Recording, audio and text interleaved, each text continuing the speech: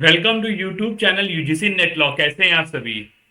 Last 5 year PYQ series चल रही है, उसी में क्लास 17 आज आपके साथ है। 16 आपको दिखा रहे हैं, वो रह गई, लेकिन क्लास 17 आज आपके साथ है। मैंने जैसा कि कहा था कि कंपैरेटिव पब्लिक लॉ के क्वेश्चंस आपके साथ आज सॉल्व करेंगे, तो आज वही कंपैरेटिव पब्लिक लॉ के क्वेश्चन सॉल्व करेंगे। आई होप आपको वीडियोस पसंद आ रही है। जल्दी से सेशन को लाइक करिए एंड शेयर करिए। देखिए, जितना आप शेयर करेंगे उतना मेरे लिए फायदा होगा और आपके लिए भी, क्योंकि अल्टीमेटली ये चीजें आपके लिए हैं। अब it depend on you only what किस तरीके से आप चीजों को चाहते हैं।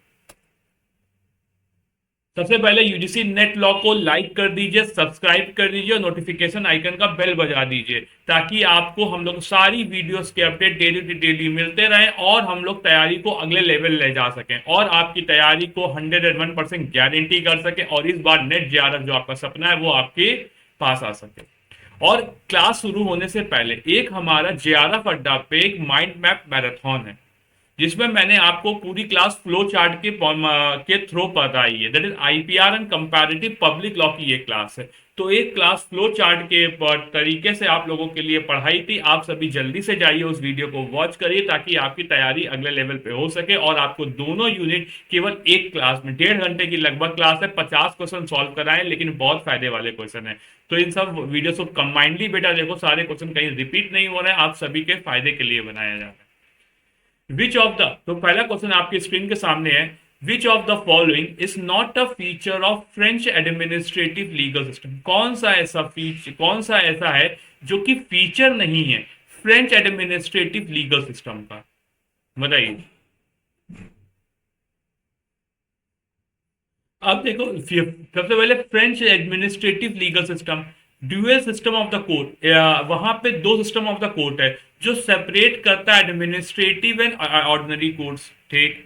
काउंसिल, बिल्कुल सही बात। वहां के क्या हुआ था बेटा, फ्रेंच एडमिनिस्ट्रेटिव लीगल सिस्टम बिल्कुल अलग है, तो वहां पे ये बात हुई। काउंसिल डी स्टेट एक सुप्रीम एडमिनिस्ट्रेटिव कोर्ट है, तो हाँ है, क्योंकि वहां पर एक अलग से बिल्कुल कोर्ट बनाई गई एडमिनिस्ट्रेटिव मैटर के लिए। बिल्कुल सही।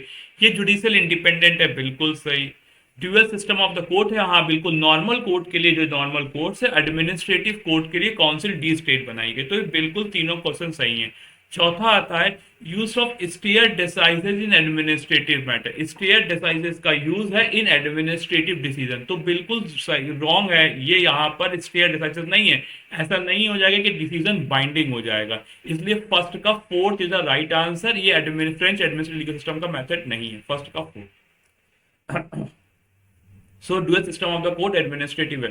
तो फ्रांस फॉलो है dual court system, administrative court and judicial court. Council du state एक सुप्रीम एडमिनिस्ट्रेटिव कोर्ट है जो कि हाईएस्ट कोर्ट है फ्रांस में। Principle judicial independence of court, principle in both administrative and civil court. Follow use of state decided in administrative. France follow civil law. France जो है वो civil law follow करता है। Where precedent is not binding, जहां पर president जो एक system है वो बाइंडिंग नहीं है, कोई भी स्टेट डिसाइडेड यहां पर नहीं है। सो फ्रेंच जो फ्रांस जो है फॉलो करता है civil law, where precedent is not binding, no state decided. ठीक है, क्लियर क्लियर। देखो, मैंने बताया फ्रेंच जो है ड्यूअल कोर्ट करता है। पहला जो एडमिनिस्ट्रेटिव कोर्ट के लिए काउंसिल डी स्टेट बनाती है और एक नॉर्मल जुडिशियल कोर्ट तो चलती है। और काउंसिल डी स्टेट वहां के सुप्रीम एडमिनिस्ट्रेटिव कोर्ट है और जुडिशियल इंडिपेंडेंट कोर्ट प्रिंसिपल है both administrative and civil. France follow करता है civil law, where precedent is not binding. ठीक है, अगला बताइए। अगला, which article was added to the constitution of India to facilitate the establishment through specified tribunals to meet the need of administrative justice। कौन सा article है जो हाँ हमारे संविधान का पार्ट है, टू फैसिलिटेट करना establishment of specific tribunals to meet the need of administrative justice.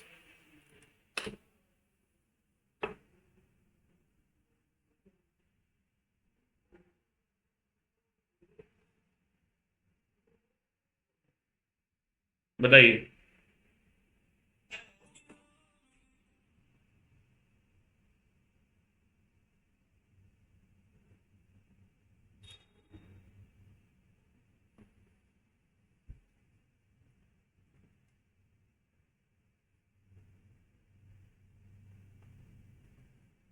तो which article what added to the constitution of India to facilitate the establishment of establishment tribunal to meet the need of administrative. Article 124 से 223 से 233A, 323A, 323B, 338A and 338B।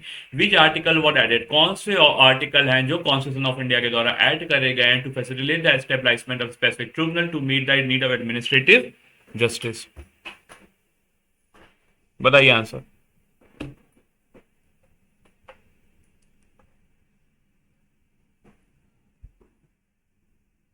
तो आपको याद होगा जो हमारे जो कॉन्स्टिट्यूशन ऑफ इंडिया में एक दो स्पेसिफिक सेक्शन, दैट इज एक पूरा पूरा चैप्टर ऐड किया गया है, याद करिए कौन सा चैप्टर था वो? जो 323A 323B है, लेटर ऑन अमेंडमेंट के दो पूरा चैप्टर ऐड किया। चैप्टर में दो ही आर्टिकल हैं, ये दोनों जो एडमिनिस्ट्रेटिव मैटर से डील करते हैं। जो भी एडमिनिस्ट्रेटिव मैटर का मामला है, कोई डिस्प्यूट है, कोई ट्रिब्यूनल आप क्वालिफिकेशन, तो वो इन्हीं के ट्रिब्यूनल्स में जाएगा और नॉर्मल कोर्ट के पास नहीं जाएगा। ठीक है, तो यहाँ पर 3 ऑप्शन हुआ। तो ये एक तरह से एडमिनिस्ट्रेटिव, ये 42nd अमेंडमेंट से दोनों आर्टिकल ऐड करे गए थे। 323A में एक स्टेबलाइजमेंट ट्रिब्यूनल है by the parliament for civil service matter होंगे उनको। और आर्टिकल 323B में आपको जो है पार्लियामेंट स्टेबलाइज ट्रिब्यूनल, अब यहाँ पर सर्विस मैटर के लिए यहाँ पर एक स्टेबलाइजमेंट कर सकती है tribunal, like taxation, land reform, इनके लिए स्टेबलाइजमेंट ट्रिब्यूनल हो सकता है। ठीक है, और आर्टिकल 124 है वो नेशनल जुडिशियल अपॉइंटमेंट कमीशन है, जिसको 99 अमेंडमेंट से ऐड करा गया, लेकिन कोर्ट केस के द्वारा से अनकॉन्स्टिट्यूशनल डिक्लेयर कर दिया गया। और 233 है वैलिडेशन ऑफ अपॉइंटमेंट की बात करता है। 333A and B national commission for scheduled tribe and backward classes की बात करता है। एससी के लिए हमारा 338 है, और ए हमारा एसटी के लिए हो गया, बी हमारा ओबीसी के लिए हो गया। अगला बताइए, in which country are the appointment of जजेस मेड थ्रू द पार्लियामेंट? कौन सी ऐसी कंट्री है जहां पे जो जजेस का अपॉइंटमेंट है पार्लियामेंट के थ्रू होगा? That is UK, USA, India, all of the above.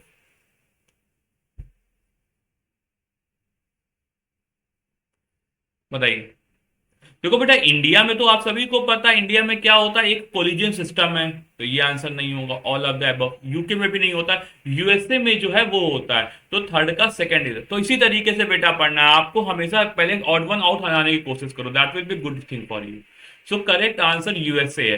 तो वहां पे अपॉइंटमेंट ऑफ जजेस, इवन सुप्रीम कोर्ट जस्टिस भी एक पार्लियामेंट्री प्रोसेस से ही सिलेक्ट होते हैं, इन्वॉल्विंग प्रेसिडेंट साहब नॉमिनेट करेंगे, सीनेट के द्वारा कंफर्मेशन होगा, जो कि यूएस कांग्रेस पार्लियामेंट का पार्ट है, तब वो लेजिस्लेचर सीनेट के पास जाएगा, formal role in judicial appointment.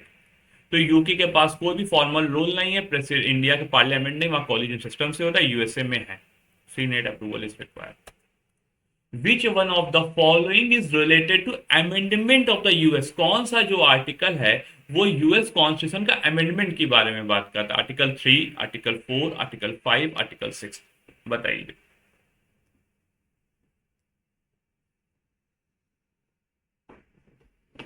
तो जो आर्टिकल आपका 3 है, दैट इज मतलब आर्टिकल नंबर जो 5 है, जो ऑप्शन नंबर 3, वो आपका राइट आंसर हो जाएगा। तो article 5 outline the two method to propose the amendment and two method for involving both Congress and state legislature. Congress और स्टेट लेजिस्लेचर जैसे प्रोसेस को आ जाएगा। तो article 3 establish the judiciary, article 4 deal with state relation, article 5 amendment process of the constitution, article 6 supremacy of the constitution and the law. So article 3 जो है वो judiciary को इन्वॉल्व करता है, article 4 deal with state relations की बात करता है, article 5 amendment process of the constitution की बात करता है, article 6 is supremacy of the constitution and the laws की बात करता है। ठीक, क्लियर?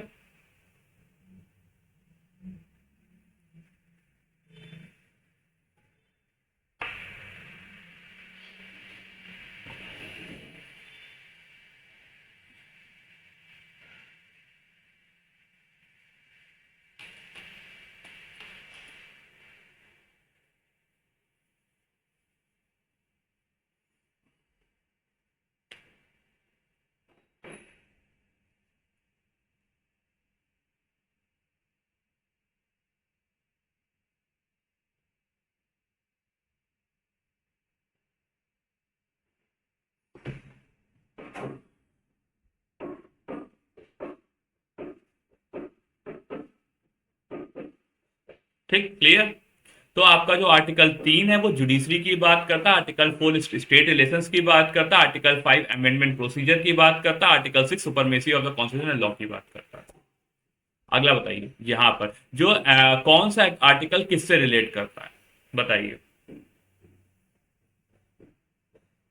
देखिए मैंने कहीं कहीं तो मेंशन भी कर रखा है कौन से ईयर में आया, तो आप लोगों को समझ में आएगा कौन सा क्वेश्चन। देखिए बेटा बेटा पीवाईक्यू से ही समझ में आता है कौन सा क्वेश्चन इंपॉर्टेंट है। तो पीवाईक्यू से मस्त, अगर आपको तैयारी करनी है प्रॉपर तरीके से, तो पीवाईक्यू के बिना तो तैयारी होनी ही नहीं है आप लोगों की। तो मैंने अभी देखो आपको क्या बताया था, आर्टिकल फिफ्थ आपका अमेंडमेंट ऑफ कॉन्स्टिट्यूशन से डील करता है। अगर आपको देखिए यहाँ पर एक आर्टिकल भी याद है, तो अगर आपको ये 101% कंफर्म है, तो ए का आप फोर्थ देखिए, अब इसी से आप लगा दीजिए। बी का थ्री, दैट इज बी का judicial power in administrative American supreme court, ये हो गया। उसके बाद chapter number C, C answer जो है वो Congress on the eve of the presidential election है। फिर chapter number four presidential election 7 November 2000, इस तरीके से बात होता है। तो बिल्कुल आपका सही हो गया। Article 5 related to amendment of the US constitution, article 3 deals with judicial power of the US supreme court, chapter number 5 contextual reference to the Congress before the presidential election, chapter number 4 refers to presidential election 7 November. अगला बताइए, the constitution of India of which of the following country expressly state that constitution shall be the supreme law of the land.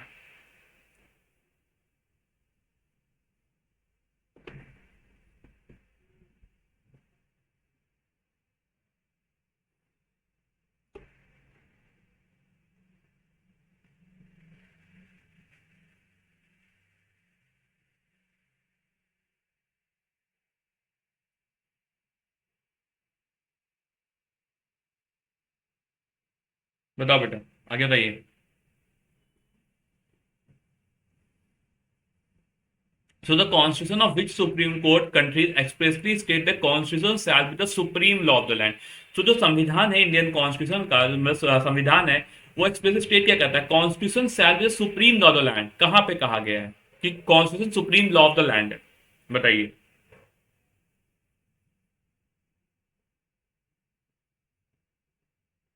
India में तो we the people of India having solemnly resolve, लेकिन अगर USA की बात करें, south Africa की बात करें, तो ये बोला गया कि constitution supreme law of the land. तो A and B is the right answer, that is six का first is the right answer. तो यूएसए में ये बात आर्टिकल 6 में देखी गई सुपरमेसी क्लॉज में, constitution shall be the supreme law, तो ये बात याद रखना, यूएसए में बात बोली गई है। और साउथ अफ्रीका की बात करें, this constitution is supreme law of the Republic, इस तरीके से। इंडिया में कोई भी नहीं, इंप्लाइड नॉट एक्सप्रेसली रिटन, ठीक है। Supreme court has held supreme but constitution does not so, ठीक है। तो इस तरीके यूके में ऐसा कुछ भी नहीं लिखा गया, ठीक है, वहां है ही नहीं written constitution. Which country does not provide any written constitution guarantee of the fundamental freedom. कौन सी कंट्री जो है कोई भी रिटन कॉन्स्टिट्यूशन गारंटी नहीं प्रोवाइड करती है fundamental freedom. Which country does not provide any written constitution guarantee of the fundamental freedom. UK, UK USA, UK India, USA, बताइए। 7।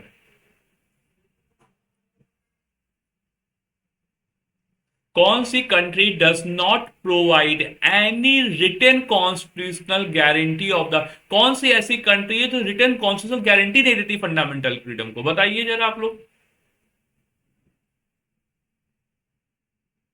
तो आप सभी को यूके बताइए कि यूके हमारा रिटन कॉन्स्टिट्यूशन ही नहीं है, तो कैसे हो जाएगा। इसे 7 का first is the right answer. तो UK no, UK has no rights are based on statute of common law. USA में yes, USA include the bill of the rights, India में ऐसा कुछ नहीं। Which among of the following expressly contain a provision of the right to bear arm as a fundamental right? निम्नलिखित में से कौन हथियार रखने का अधिकार को मौलिक अधिकार के रूप में स्पष्ट के रूप में प्रदान करता है। Constitutional act, constitution amendment second, constitution human right act, बताइए।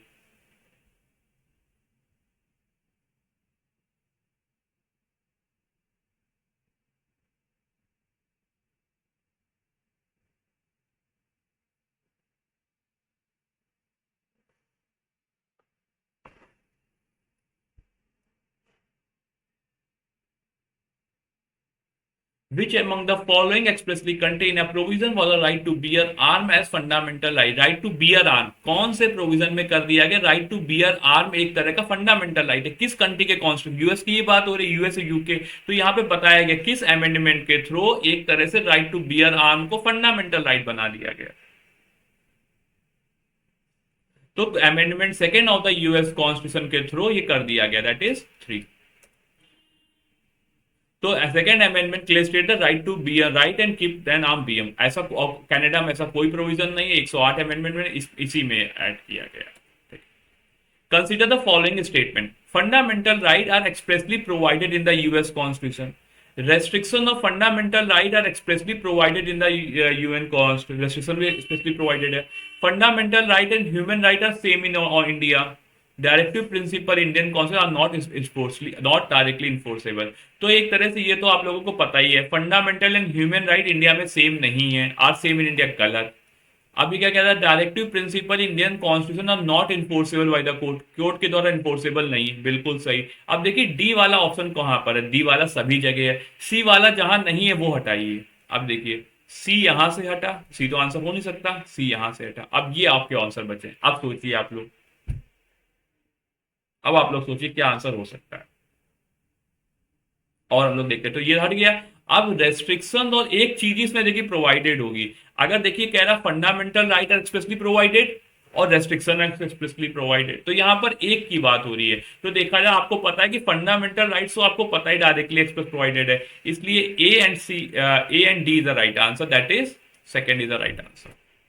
तो बिल्कुल सही बात है। तो यूएन कॉन्स्टिट्यूशन का जो पहले 10 अमेंडमेंट है, जिसको कंबाइनली अगर हम लोग स्टार्टिंग के 10 अमेंडमेंट की बात करें जो स्टार्टिंग में हुई थी, जिसको कंबाइनली हम लोग बिल ऑफ द राइट्स बोलते हैं, प्रोवाइड करता है explicit fundamental right, freedom of speech, religion, due process, ठीक है, सीधी सी ये बात करता है। और ये रेस्ट्रिक्शन कोई भी एक्सप्लिसिटली प्रोवाइडेड नहीं है, fundamental right human right India में सेम नहीं है, ठीक है। अगला बताइए, मैच लिस्ट कहां पर कौन कौन से प्रोविजन में वहां पर वो दिया गया है।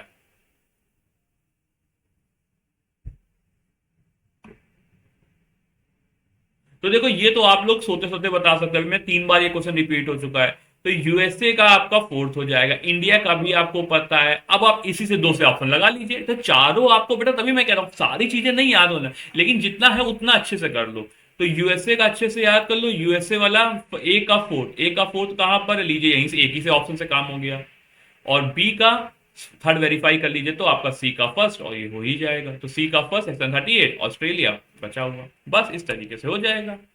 देख लीजिए यूएसए आर्टिकल 5, इंडिया इस तरीके से। तो यूएसए जो है आर्टिकल 5, तो इसके यूएसए के बेटा जाना मैंने पूरे अमेंडमेंट भी बता दिए हैं, वहां पर पूरे जो आर्टिकल सारे बता दिए, ताकि आप लोग अच्छे समझ लो। बस उस वीडियो को जरूर से जरूर वॉच कर लो, बहुत फायदेमंद है। तो article 5 deal with process of amendment of the constitution, article 368 provide the procedure for amending the constitution, Australia section 128 outline the procedure for amending the Australian constitution, और Canada 38 to 49 of the constitution 1982 provide procedure for constitution amendment. ये सारे provision आपके सामने। चलिए video को यहीं पर and करते हैं, फिर कल कंपैरेटिव पब्लिक लॉ के ऐसे इंपॉर्टेंट क्वेश्चन आप सभी के लाएंगे। मंडे टू फ्राइडे 5 PM आपको यूडीसी नेट लॉ पे मिल सकते हैं, और जेआरएफ अड्डा पे 7 PM। हाँ, एक बात तो बताना मैं भूल ही गया, आप लोगों के लिए वेडनेसडे को फैमिली लॉ का पूरे केस लॉस एक वीडियो में लेके आ रहा हूं, ताकि आपको वीडियो से बहुत फायदा मिल सके, ठीक है। उस वीडियो को देखना ना भूलिएगा, आपके फायदे के लिए वो वीडियो, जरूर से उस वीडियो को वॉच करिएगा। चलिए मिलते हैं नेक्स्ट वीडियो में, तब तक पढ़ते रहिए, मस्त रहिए, मजे करिए।